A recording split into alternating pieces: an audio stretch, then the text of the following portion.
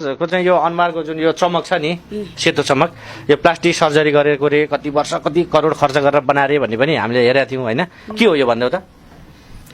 मैले चाहिँ एक समयपछि मैले धेरै गोरो थिएँ त्यो केटीहरूको कारणले मैले चाहिँ यस्तो आज कालो बने आफ्नो किन त्यस्तो केटीहरु कारणले चाहिँ केटीहरू पछाडी परे धेरै तंग गरे एउटा केटीले यताबाट एउटा केटीले यताबाट एउटा केटीले यताबाट एउटा केटी पछाडीबाट मलाई अलि टेन्सन दिमाग अमेरिकामा गएर 3 करोड खर्च गरेर हैन प्लास्टिक सर्जरी गराए 3 करोड अनि कालो भएर फेरि यस्तो मन पराउँछ केटीहरू कालो पनि मन पराउँदै रहेछ अहिले पनि मन पराउँछ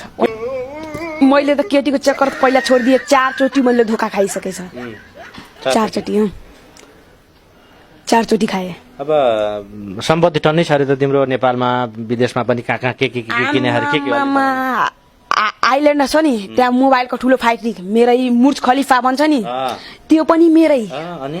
आमामा भिटेनको त 15 बिघा मैले दिए 15 बिघा ठुलठुलो नेतासँग त यसलाई भाषण गर्ने सिकाउँदै मलाई त टाइम पनि दोरी गानालाई भेट्नु पर्यो नि त नेतालाई भाषण सिकाउने गरे ओहो सकिगोनीको पाडेहरुलाई सबैले चिनेहरे नि त के हो त्यो पाडे कमेडी लाउने पाडे भयवान मान्छे कहाँ भेटेको पहिलोचोटि त्यो पाडेलाई भेट्न कुन ठुलो कुरा मैले भन्दिए ओ भाइ गुठे भाइ त्यो पाडेलाई समातेर त्यहाँ लाउ त मुम्बईमा लाउ न मलाई मुम्बईमा लाए मुम्बईमा भेटे अलि कुरा गरे अनि मैले भन्दिए नेपाल गएर छोड्दे होला अनि छोड्दे